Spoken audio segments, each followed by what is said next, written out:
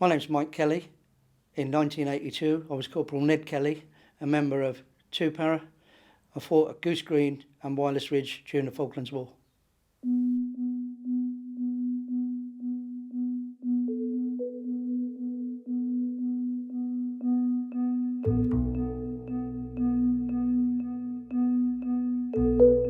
It was a long slog up to the top of Sussex Mountains, really, so that we could, dominate the high ground, if you want. As it started to get light, the Argentinian aircraft arrived and started bombing the ships. We were very much spectators to that. They weren't interested in us at all. We had a blowpipe detachment with us, blowpipes and a shoulder-launched anti-aircraft missile. But the guys who were carrying those really weren't as fit as they might have been, and so our blokes and 2 Para ended up, carrying those. And as we were getting to the top of the mountain, Colonel Jones was shouting and screaming at the guys, saying, why aren't you getting that blowpipe going and try and shoot those planes down? And we had to explain that, so we're 2 Para soldiers, we don't know how this thing works, and so he was showing a certain amount of frustration that we weren't trying to engage the aircraft at that point.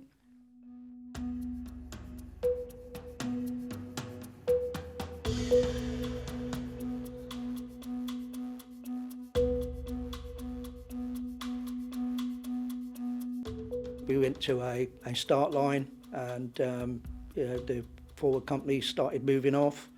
There was tracer going through, the sky, and it seems strange. You can't necessarily hear it, but you can see, the odd tracer, and that, between every one of those, there's 4 bullets. And we started advancing on what was effectively the battalion centre line. Things seemed to stop. I remember it was raining really heavily, and we were trudging down the centre line, and the guys lay in the mud either side of me. I had no idea who they were, what the score was, and we come across the doctor who was treating someone behind a poncho with a torch. Someone mentioned to me that a friend of mine had been shot. I didn't know how bad he was or anything, and we moved, and we found out that the front companies had got bogged down a bit, taking some positions, so the rest of the battalion was basically just stopped, and we found the main headquarters, where we sort of stopped as well until such things were able to move on when the forward companies were taking positions. I was just listening to all the radio traffic. And Colonel Jones was on the radio.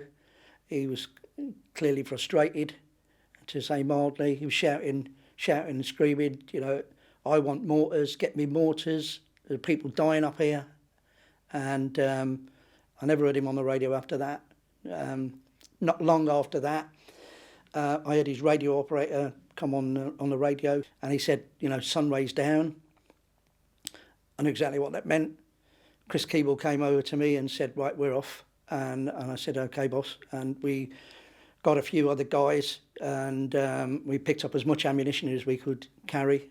We came to the back of B Company. B Company had been pinned down by some heavy machine guns, and one of the platoons had gone over the front of this hill and been hit. There were people who'd been wounded, there were people who were dead. There was a guy who came through depot with me who was shouting and screaming because he'd been wounded. We were telling him to shut up because he was just distracting everybody. And then we got forward onto the ridge, and we could see the machine guns in like bunkers on the other forward slope of the next hill, and they were out range of what we'd got. So they had us well pinned down, but Chris Keeble had been the OC of the anti-tank div at the School of Infantry before he became the second in command, and he got a couple of guys from the anti-tanks to fire missiles at these bunkers, which they hit straight through the slit and just blew these bunkers apart.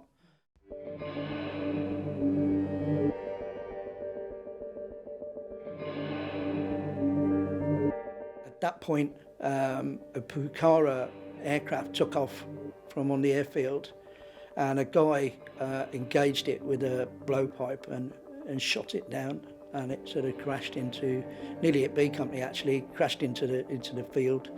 OC patrol company came walking up the hill. It was a bit like one of these World War II movies. The ground was exploding all around him, and he was just staggering up the hill, and nothing touched him. And he came over the top of the gorse line. We dragged him down, and he told us that one of his signallers had been killed, a lad I knew, and the other signaller had been seriously injured. He'd left them on the forward slope. And Chris assured him that we'd get to them and to go and see the doctor, and he sort of staggered off, and then 2 minutes later came back and said, "You won't tell my wife, will you? Because she'll just worry." I went like, "No, go and see the doctor." and then it was clear that the whole of the settlement had been encircled.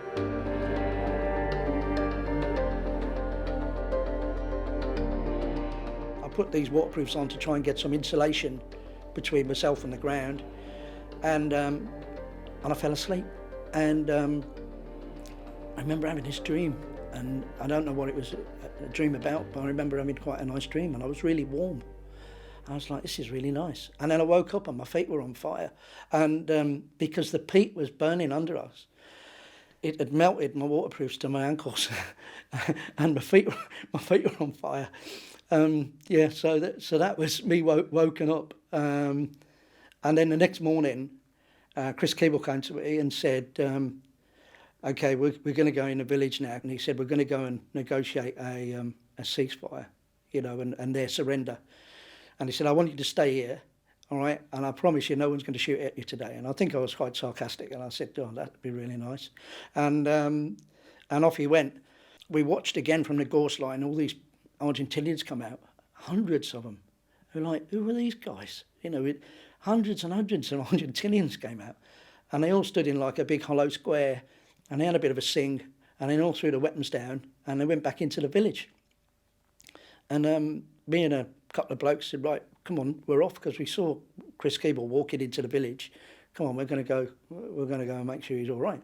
So we tabbed into the village, and it was surreal, because there was probably only half a dozen of us in the settlement, and there was all these Argentinians just walking about past us because they'd been told to go to the sheep shearing pens to be prisoners of war.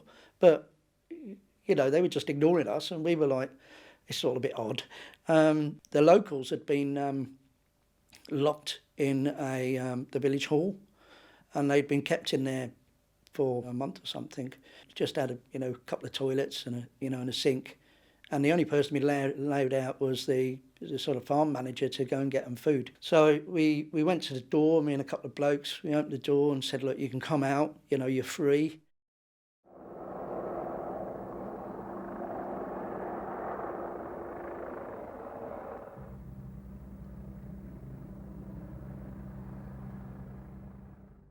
I think I was glad to be there. At the end, glad to, have been part of something a lot bigger than me. I played a very small part. As I said, some brave guys out there who were doing close quarter battle to get to the point where I'm in that village. And I was very pleased to be able to, tell the villagers that they were free, because I related to every one of them. They were the same age as me. Some of them, they got children the same as I got, and they didn't ask to be there in that situation.